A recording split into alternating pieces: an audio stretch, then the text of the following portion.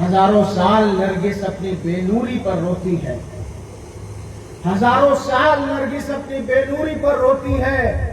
बड़ी मुश्किल से होता है चमन में जीदावत पैदा।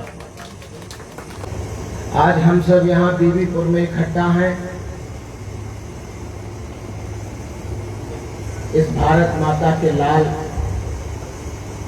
और हम बड़े फख्र से कह सकते हैं कि हमारे परनाना शहीद ब्रिगेडियर उस्मान साहब को याद करते हैं।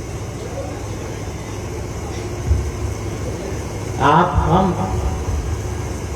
सब उनकी अदम्य साहस,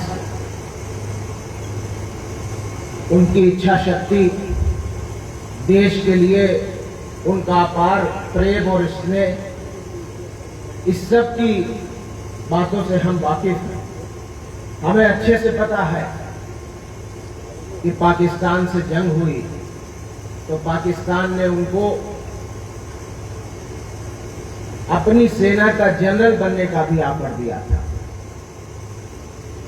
लेकिन ब्रिगेडियर उस्मान ने उसे ठुकरा दिया और कहा कि हम जिस सरजमीन पर पैदा हुए हैं इसी सरजमीन में मर के मिट के इसमें दफन हो जाना पसंद करेंगे, लेकिन पाकिस्तान के समझौते को कभी मंजूर नहीं करेंगे।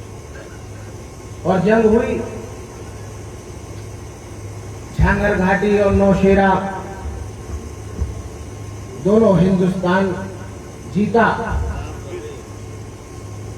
लेकिन कुछ जीत कुर्बानी के साथ आती है। इस जीत में भी एक कुर्बानी हुई, एक अपूर्ण क्षति हुई,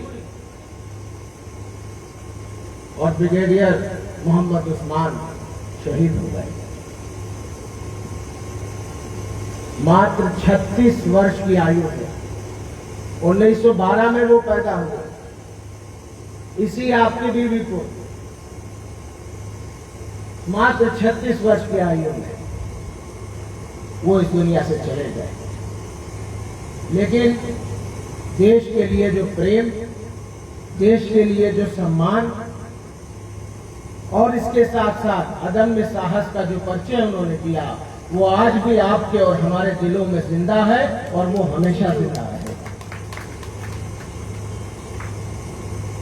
वक्त बहुत कम है, आगे बढ़े अपनी बातों को कहेंगे। हमें और आपको अब उनकी विरासत को आगे लेकर के बढ़ना है। हमें इस बात को याद रखना है कि देश से, वतन से मोहब्बत, उससे प्रेम हमें ब्रिगेडियर उस्मान से सीखना है। वो एक सेकुलरिज्म के लिए एक स्तंभ थे, जो फासिस्ट और सामंतवादी सोच के खिलाफ सोच रखते थे। हमें और आपको भी उस रास्ते पर आगे बढ़ना है, और उनकी एक और सीख हमें हमेशा याद रखनी है कि हमेशा हक का साथ दिया जाए, ना हक का साथ ना दिया जाए। इन्हीं बातों के साथ एक शेर मुझे याद आ रहा है। हजारों साल नरगिस अपनी बेनूरी पर रोती है, हजारों साल नरगिस अपनी बेनूरी पर रोती है। बड़ी मुश्किल से होता है चमन में जीदावत पैदा। आज हम उनको खराज अकीदत पेश करते हैं।